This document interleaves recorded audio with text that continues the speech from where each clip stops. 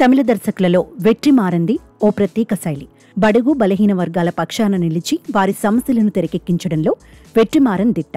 అంతేకాదు, వేరే దర్శకులతోనూ ఇలాంటి కథలని సినిమాలుగా నిర్మించిన వ్యక్తి వెట్రిమారన్. తెలుగులోని స్టార్ దర్శకులతో సినిమాలు చేయాలని, కానీ ఏ ప్రాజెక్టు కూడా సెట్ కావడం లేదు. ఎన్టీఆర్తోనూ వెట్రిమారన్ సినిమా చేస్తే బావుంటుందని భావిస్తున్న అభిమానులు చాలా మందే ఉన్నారు. ఆ మధ్య సూర్య హీరోగా వెట్రిమారన్ ఓ సినిమా చేస్తాడని వార్తలొచ్చాయి. కానీ ఆ మూవీ అనివార్య కారణాలతో ఆగిపోవడంతో ఇప్పుడు శింబుతో అరసన్ మూవీని చేస్తున్నాడు వెట్రిమారన్. ఈ సినిమా తెలుగు వెర్షన్కో ఎన్టీఆర్ సైతం తన గొంతుతో చేయూతనివ్వబోతున్నాడు.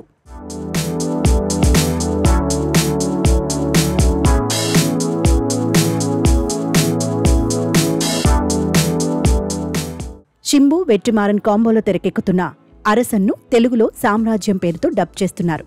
దీని ప్రోమో శుక్రవారం ఉదయం ఎన్టీఆర్ వాయిస్ ఓవర్తో రాబోతోంది. ఈ మధ్య ఎన్టీఆర్ హిందీలో సామ్రాజ్య పేరుతో డబ్ చేశారు. ఇప్పుడు అరసన్ మూవీని తెలుగులో సామ్రాజ్యంగా డబ్ చేయడం, దాని ప్రోమోకు ఎన్టీఆర్ వాయిస్ ఓవర్ ఇవ్వడం విశేషం.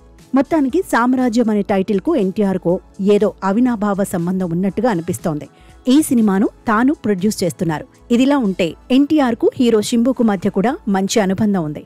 బేసికల్గా మంచి సింగర్ అయిన శింబు తెలుగు సినిమాల్లో కొన్ని పాటలు పాడాడు.